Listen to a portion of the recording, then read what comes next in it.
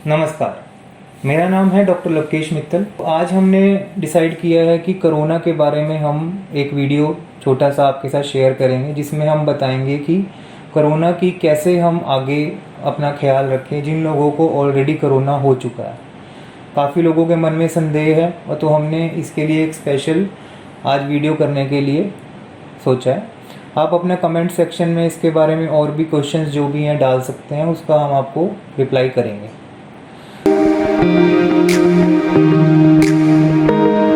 सबसे पहले हमें ये जानने की ज़रूरत है कि कोरोना किस प्रकार से हमको इफ़ेक्ट कर रहा है। अगर दो प्रकार हैं, जिसमें एक है कोरोना सिर्फ आया और हमारे छाती तक नहीं गया, और दूसरा प्रकार है कि कोरोना हमारे छाती को तंग करके गया।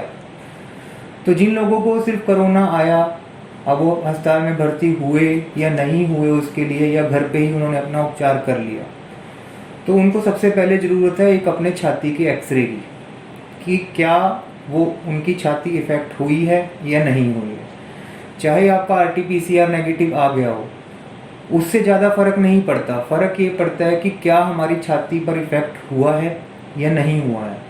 और अगर हुआ है तो हमको उसके लिए अभी से ही प्रॉपर स्टेप्स उठाने हैं, ताकि हमें आगे लंबे समय के लिए इनहेलर्स की ज़रूरत ना पड़े। एक्सरे कराने के बाद हमें पता चलता है कि थोड़ा बहुत उसमें इफ़ेक्ट है, और अगर इफ़ेक्ट है तो हम आगे CT स्कैन के बारे में सोचेंगे। लेकिन अगर नहीं है तो फिर हम आगे अपना ब्रीदिंग एक्सरसाइजेस पे, अच्छी डाइट पे, एक्सरसाइजेस जो हमारी रनिंग एक्सरसाइजेस, उस पर फोकस करेंगे ताकि हमारी लंग कैपेसिटी बढ़े। ब्रेथ होल्डिंग एक्सरसाइज करके देखेंगे, जो कि हमारा 30 to 40 सेकेंड्स तक हमारा नॉर्मली आ जाना चाहिए। एक बार हम उस स्टेज पे आ जाते हैं, देन वी कैन अंडरस्टैंड कि हम कोरोना से थोड़ा बहुत अब फ्री हो चुके हैं, बट उसको भूलना नहीं है। री इन्फेक्शन के चांसेस भी बहुत ज़्यादा हैं, और वो डिफरेंट स्ट्रेन से जब आते हैं तो लंग की जो पावर है और कम होती है। अब दूसरा जो एस्पेक्ट है कि हमें ऑलरेडी लंग में इफेक्ट हुआ है, और काफ़ी लोगों ने, जैसे हमें पता है कोविड स्कोर है आजकल, जो कोडा स्कोर चल रहा है CT स्कैन में, अगर हमारा 10 से ज़्यादा आया है तो हमको आगे उसके लिए प्रॉपर मेडिकेशंस करनी है, ताकि हमें अपने जो लंग में ओपेसिटीज़ आई हैं, जो क्लॉट्स बने हैं, उसके लिए हमें आगे अपना प्रॉपर ट्रीटमेंट लेना है, जो कि 3 to 6 मंथ्स नॉर्मली सबके लिए चल रहा है। हमें ये नहीं सोचना कि आज हम ठीक हो गए, हम कोरोना नेगेटिव हो गए, अब कोरोना हमको कुछ नहीं करेगा। कोरोना एक बार छाती में बैठ गया है तो आपने यही सोचना है कि अब हमारा मेन मोटिव है कि हमें अपनी छाती क्लियर करनी है। उसके लिए आजकल बहुत सारे उपचार, जैसे कि एसिटाइलसिस्टीन का बहुत अच्छा रोल आया है कि हम एसिटाइलसिस्टीन डेली 2 बार लें पानी में डाल के। इनहेलर आए हैं, फुराकोड, ब्यूटामेट इनहेलर्स हैं जो हम ले सकते हैं अपनी छाती को क्लियर करने के लिए। लेकिन उसके लिए आपको एक pulmonologist, ENT specialist, medicine specialist, इन सब की एक सुरक्षण में ये सब कुछ काम करना है। अपने आप ये नहीं कर हो पाएगा। अगर फिर भी आपको हमारी हेल्प की ज़रूरत है, आप हमको मैसेज कीजिए, हम ऑनलाइन कंसल्टेशन करके आपके CTs को देख के उसके बारे में आगे उपचार स्टार्ट कर सकते हैं। अब रही बात, क्या हम कैसे एक्सरसाइजेज शुरू करें जो लोग कोरोना से पीड़ित थे।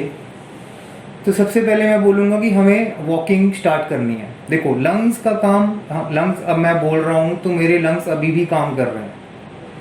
तो अगर हमारे लंग्स ज़्यादा इफेक्ट हुए हैं, 17, 18 स्कोर, 20 स्कोर तक गया है, तो first and foremost thing is कि हमारे साइड सिम्टम्स जाएं, हमारे फीवर वापस ना आए, हमें कफ ना हो, और हम आराम से बातचीत कर पाएँ।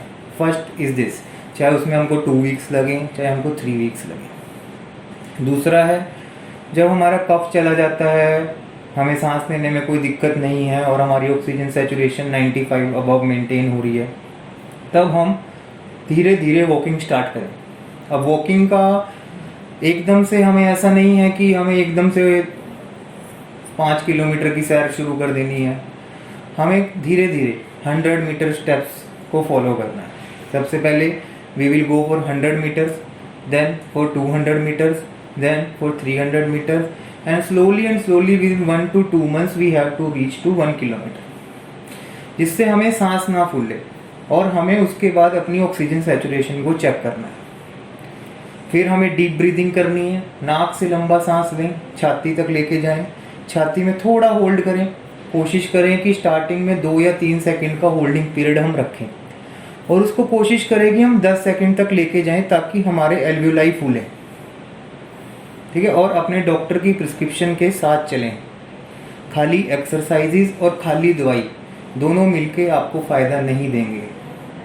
और अगर कल हमें कोई इन्फेक्शन लंबे समय के लिए हमारी छाती में रह जाती है तो आप सोचिए कि वो हमें री इन्फेक्शन के लिए भी प्रोन बना देती है और साथ ही हमें एक लंबी मेडिसिन की तरफ भी बढ़ा देती है। तो वो काम हमें नहीं करना है और उससे बचना है। अब जो दूसरा क्वेश्चन जो सबके जहन में रहता है कि क्या खाएं जिससे हमको ना हो, green vegetables, healthy vegetables, cashews, ये सब हमने ज़्यादा रखना है। लेकिन अगर आप एलर्जिक हैं कैश्यूज़ के, पीनट्स के, तो हमें उसको अवॉइड भी करना है।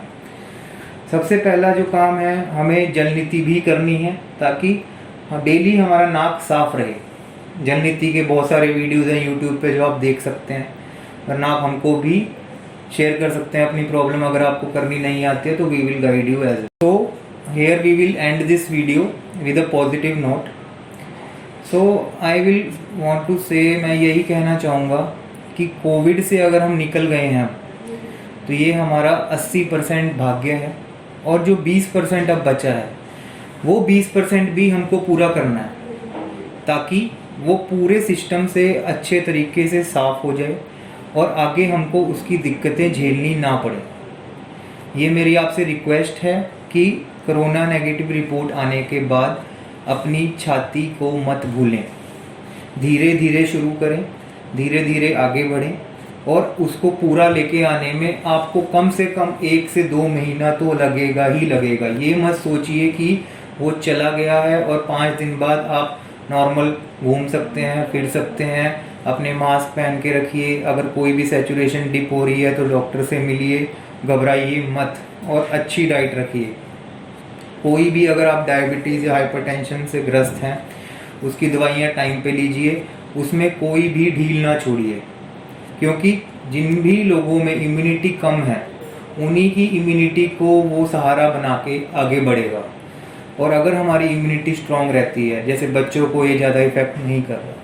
क्यों नहीं कर रहा है? क्योंकि इम्यूनिटी उनकी बहुत अच्छी है। ऐसे ही आपको भी अपनी इम्यूनिटी को बढ़ाए रखना है। अच्छी चीज़ें खाइए, गर्म पानी पीजिए, गले को साफ रखिए, जब भी खाना खाते हैं कुल्ला कीजिए, नाक में जल नीति कीजिए और जो भी चीज़ें आपको लगता है जो आपको स्वस्थ रखने में मदद करती है वो आगे करते रहिए।